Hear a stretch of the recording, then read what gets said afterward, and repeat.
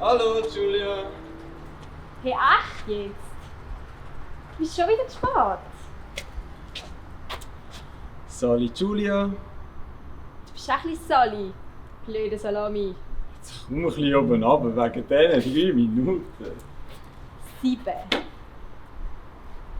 Was ist das da jetzt, das Café Theodor? Ja. Daher hat er allweg sein Herz, der Dieb. Ja, also, schauen wir mal rein. Ja.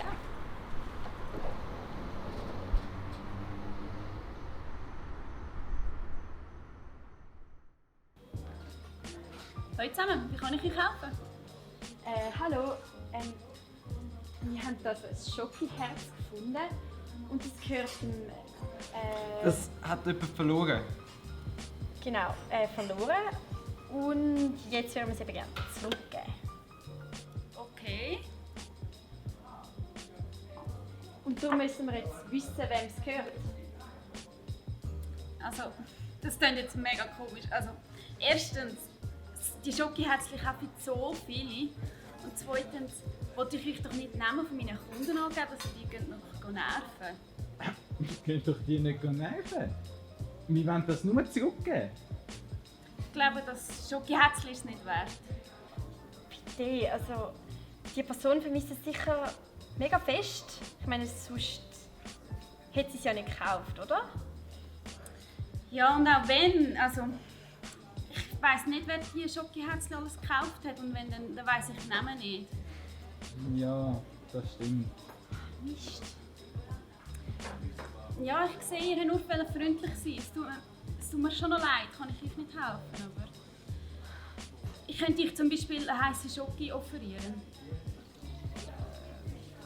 Ja, gern. Das wäre mega lieb. Gut, ich bringe sicher Platz. Danke vielmals.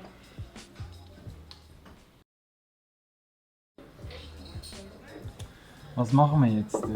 Ich weiß es auch nicht so recht. Irgendwie habe ich mir das Detektiv ein bisschen einfacher vorgestellt.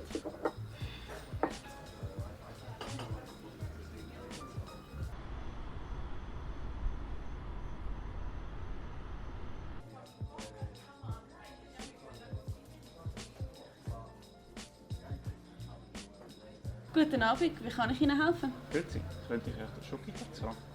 Ja, klar. Oh, ist das alles? Aber wenn Sie Das sonst ist nicht... Gut. Habe ich Sie nicht schon gestern gesehen? Doch, schon. Ja, ich habe gedacht, Ihr Gesicht kommt mir bekannt vor. Gut, das wird dann 3,20 machen.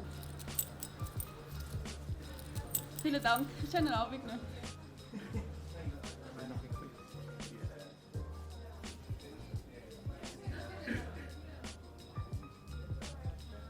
Hast du gesehen, den Mann? Der hat gestern schon Schokiherz gekauft. Ja, und? Ja, was hat er mit dem Schokiherz gemacht? Wahrscheinlich gegessen. Nein, dann hätte er auch gestern schon 2 kaufen können. Oder heute mehrere oder so. Aber er hat nur eins wollen. Das heisst, er hat es vermutlich verloren.